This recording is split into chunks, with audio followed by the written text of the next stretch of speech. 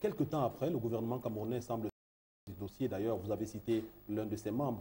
Que vous êtes en train de raconter. Cette partie est arrivée à son terme. Je voudrais juste, s'il vous plaît, le docteur Zogo, le docteur Fouda pense qu'il s'agit d'1,7 kg et vous pensez qu'il s'agit d'1,2 kg. Oui. Je pense que là-dessus, personne parmi vous deux n'arrivera à convaincre l'autre. Non, mais je peux parce que... Une question juste pour sortir. Vraiment, pour le néophyte que je suis, et je la pose à vous tous les deux, qu'est-ce qui ferait la différence dans cette affaire, que l'enfant ait 1,7 kg ou 1,2 kg? Mais tout simplement parce que on affirme d'un côté que l'enfant est né avec tel poids. Si l'enfant n'a pas ce poids, c'est que ce n'est pas cet enfant, tout simplement. Vous savez comment naît un enfant? Vous savez comment naît un enfant? Je vais vous dire exactement. Ce sont des éléments probants. En fait, si l'on atteste que l'enfant de Vanessa Tchatchou avait 1,7 kg à la naissance, ça veut dire en réalité qu'il avait plus de 7 mois au moment de sa naissance. Et ça va confirmer la thèse en réalité que cet accouchement a été provoqué. Alors je vais vous donner le poids de l'enfant que vous vous échinez à montrer. 2 kg. 2,5 kg. 2 kilos. Non, alors non, vous voyez très bien que j'ai des documents qui m'ont été remis par la magistrate elle-même. Maintenant les dates de naissance. Les dates de naissance, c'est très simple. Oui. Le fameux bébé chez la magistrate est né vous dites le fameux bébé, vous qui respectez tant les bébés, appelez-le le bébé. Non, le bébé volé qui est chez la magistrate et avec des faux documents qui ont été signés par des responsables de la République, dit que cet enfant est né le 13 août 2011. Il était exactement à l'hôpital central, il était exactement 13h37.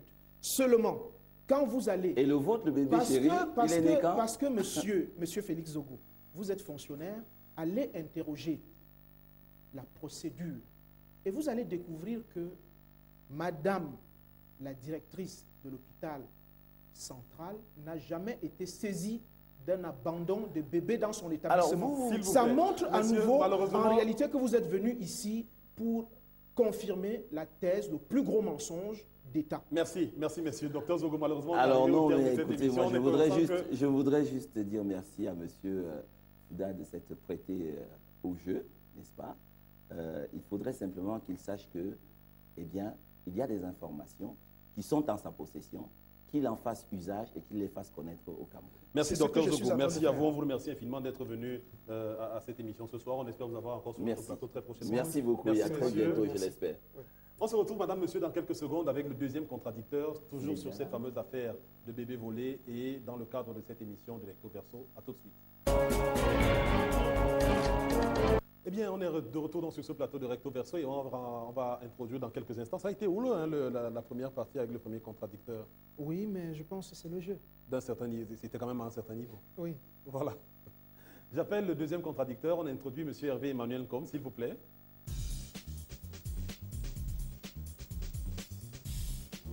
Je vous présente le docteur Sosten Fouda. Je suppose que vous devez... Je vais quasiment tourner pour vous faire la poulade parce que ça fait un bien longtemps que je ne vous ai pas vu. Merci, à condition que vous ne me menacez pas comme vous l'avez fait. Ça fait vraiment longtemps que... Bonjour, monsieur Combe. Je ne vous ai pas vu. Comment vous allez? Je vais bien, merci. On vous remercie d'être parti spécialement de Douala pour venir à cette émission. Asseyez-vous, s'il vous plaît. Merci beaucoup. Je ne vous présente plus à nos téléspectateurs qui vous connaissent très bien. Vous êtes un éminent financier, un des plus grands banquiers que l'Afrique ait porté. Aujourd'hui, vous êtes à la retraite. Vous revendiquez à corps et à cri votre militantisme au Rassemblement démocratique du peuple camerounais, le parti au pouvoir au Cameroun. Et voilà. Ai-je oublié quelque chose? Non, mais je crois que c'est suffisant. Alors, de votre posture de retraité et d'homme politique, vous avez également suivi cette affaire de bébé volé qui défait la chronique au Cameroun depuis bientôt 6 mois. Oui. Et vous avez également suivi le docteur Fouda dans l'entretien que nous avons eu en première partie d'émission. Oui. Et il est l'heure maintenant que je vous laisse. Non, j'ai trouvé que la première partie, elle pouvait... Bon, mais la dernière partie était un peu à pas mon goût parce que je trouve que vous êtes pas tolérant. Et deuxièmement, que pour l'universitaire que vous réclamez, dont vous réclamez le statut, vous êtes arrogant. Et vous n'avez pas cessé de dire à Zogo que vous lui dites doctement et vous dites que vous étiez l'élève d'Anna Arendt. Je ne sais pas si vous avez vécu en même temps. Mais je vais essayer d'utiliser le temps qui m'est imparti. Monsieur Sosten Fouda, je suis un Camerounais qui a vécu dans la diaspora. Et je suis toujours très, très à l'écoute de la manière dont notre pays évolue et des problèmes qui peuvent surtout entraîner la mésentente entre compatriotes. Dans cette histoire que vous avez vous-même dénommée le bébé volé, mais qui ne devait pas être un bébé volé, kidnappé ou en anglais peut-être c'est un peu comme, mais disons l'enfant qui est en cause, je voudrais vous poser quelques questions et vous répondez à mes questions parce qu'on m'a invité ici en tant que questionneur et puis je ferai des observations. Avez-vous une famille? Êtes-vous chef de famille? Oui. Vous avez combien d'enfants? 4. 4. Ils vivent où? Ils vivent au Canada et au Cameroun. Ils vivent au Canada et au Parce Cameroun. que je suis venu avec eux là, oui. Ils sont là. Oui, très bien. Et quel est le sexe de vos enfants? J'ai 3 garçons et une fille. Une fille. Et la fille à quel âge? La fille a 6 mois. Elle a 6 mois. Vous connaissez l'âge de la majorité au Cameroun? 20 ans. 20 ans. Très bien. Disons, le mineur émancipé à 20 ans. Et au Canada, c'est de quel âge? 18 ans. 18 ans. Bon.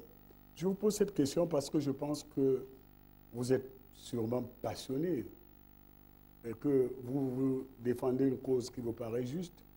Mais je crois qu'au-delà des éléments de fait, des datations sur lesquelles moi je ne vais pas revenir, parce qu'après tout, ce n'est qu'un fait divers, je voudrais qu'on introduise une réflexion sur les questions que vous évitez d'aborder alors que vous êtes un entrepreneur politique et qui sont des questions pertinentes pour notre société. Pensez-vous qu'une fille de 16 ans devrait aller accoucher dans un hôpital? Dans les yeux, regardez-moi, vous avez une fille de 6 mois et je souhaite une belle vie à cette fille dans notre cher Cameroun, qui est vous et moi, nous sommes les parents. Je fais une parenthèse, moi j'ai 6 filles. D'accord? La plus âgée a 30 ans et la plus jeune a 8 ans. Et l'américaine, camerounaise américaine, elle vit à Yaoundé. Et je crois qu'elle va regarder cette émission. Je vous dis dans les yeux, pensez-vous qu'à 16 ans, le plus important soit qu'une fille accouche? Vanessa n'avait pas 16 ans quand elle est entrée à l'hôpital. Maintenant, au regard, puisque vous questionnez l'entrepreneur politique, je vais vous dire pourquoi. Je vais vous dire assez simplement que le pays dans lequel vivent mes enfants, la majorité sexuelle est de 15 ans, c'est-à-dire au Canada. D'ailleurs, la majorité sexuelle pour les garçons au Canada est de 18 ans.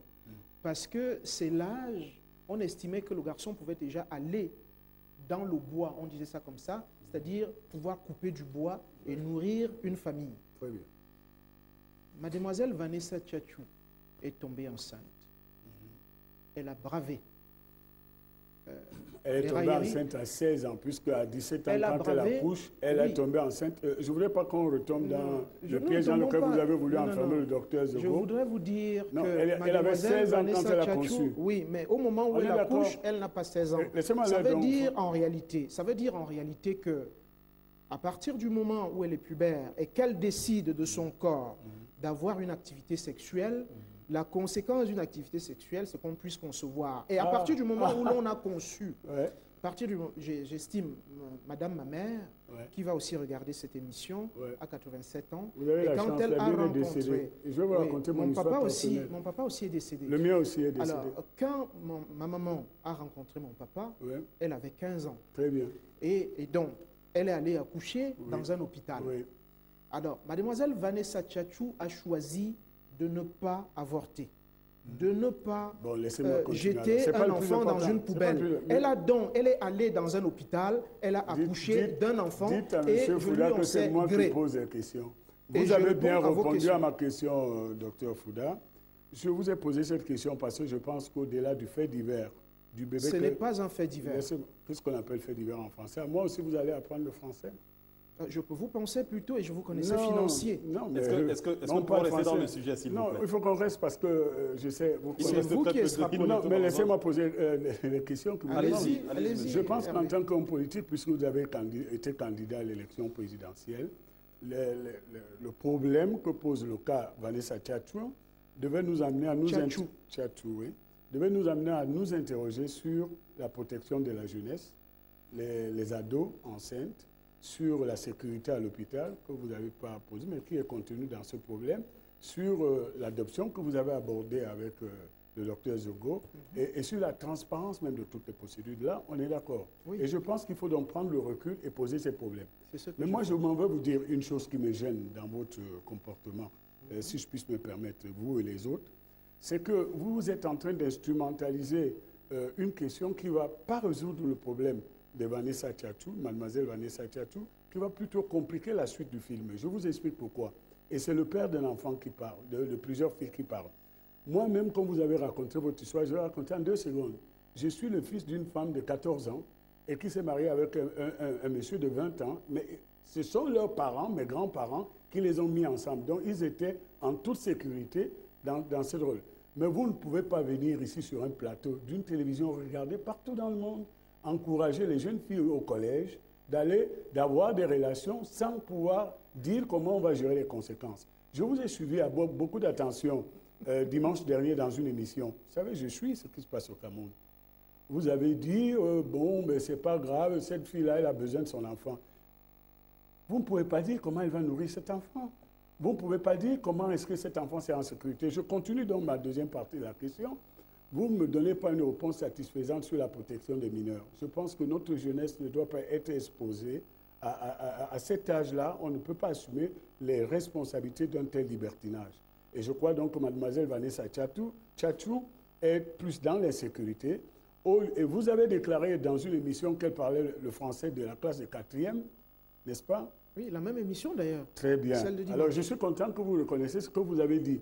Oui. Au lieu d'aider cette demoiselle à se reconstituer, à aller à l'école éventuellement, vous lui faites faire un sitting qui lui fait perdre encore cette année scolaire, plus les 2 autres années, ça fait 3. Croyez-vous que ce soit vraiment responsable, docteur Sosthène Fouda? Vous m'avez toujours impressionné par... Merci, merci. Nous continuons parce que j'ai d'autres questions. En fait, je n'ai que quelques minutes. Oui, mais vous avez posé à peu près 3 questions. Oui, 4 en fait. Voilà. Donc, je pose là au candidat à la présidence de la République. Parce que vous avez attaqué le RDPC, je vais y revenir. Parce que je suis membre titulaire du comité. Est-ce que vous pouvez laisser M. Fouda répondre, s'il vous plaît? Allez-y. D'abord, mademoiselle Vanessa Tchatchou ne fait pas un sitting à la demande de Vincent Sosthène Fouda, ni à la demande du collectif Rendons-lui son bébé, fort de 6 000 membres dans le monde. 6 000, bon. C'est pas contrôlé, aucun huissier. Non, c'est contrôlé. Ouais. Bon, maintenant, ce que je voudrais vous dire, et c'est pour cela que j'ai applaudi, c'est que je suis impressionné par un père de famille qui dit, mais enfin, cette fille ne peut pas nourrir un enfant. Donc, par conséquent, on devrait lui retirer son enfant. Je ne suis pas encore arrivé là. Non, ça, c'est la chute. C'est parce que... Non. Donc, on devrait lui retirer... On devrait lui retirer son enfant. Je suis surpris par un père de famille.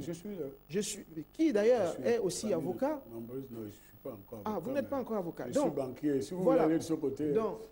C'est que les avocats n'ont même pas les talents. Je suis surpris par ce père de famille qui nous dit, mais en fait, vous installez cette femme qui a pour seule... Cette fille, non, c'est une femme. À partir du moment... C'est une adolescente. Si vous aimez les gamines, ce n'est pas mon cas. À partir... C'est une enfant. Monsieur, je suis marié à une dame pour qui j'ai beaucoup d'amour. Je le souhaite. Restons dans le sujet. Donc il ne faut pas extrapoler. Non, vous dites qu'une fille de 16 ans est une femme. Je dis bien cette femme à qui l'on a volé un bébé, dont le seul péché, monsieur Paul Maël, et d'aimer le fruit de ses entrailles. Bon, alors, je continue mes questions. Donc, si vous voyez très bien, nous avons là M. Hervé Emmanuel Com, qui a été envoyé pour corroborer, membre du comité central, membre du comité central du RDPC, arrive ici pour nous dire que mademoiselle Vanessa Tchatchou ne devrait pas avoir un enfant et que l'on devrait donner cet enfant-là à une magistrate qui a 50 ans. Je peux continuer? Une magistrate qui a 50 ans.